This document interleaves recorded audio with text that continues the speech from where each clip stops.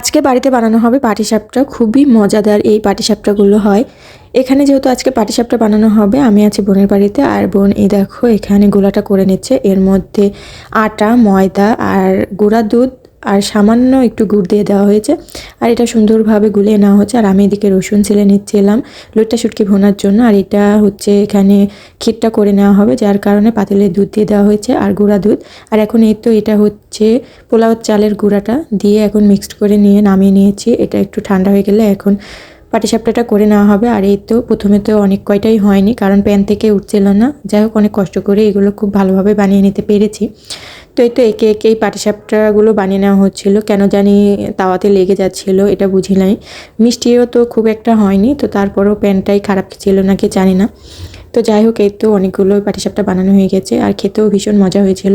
আপনারা অনেকে আমার লং ভিডিও চাচ্ছেন, তবে ঈদের পর দিয়ে দিব। আর বেশি বেশি করে সাবস্ক্রাইব করবেন। আল্লাহ হাফেজ।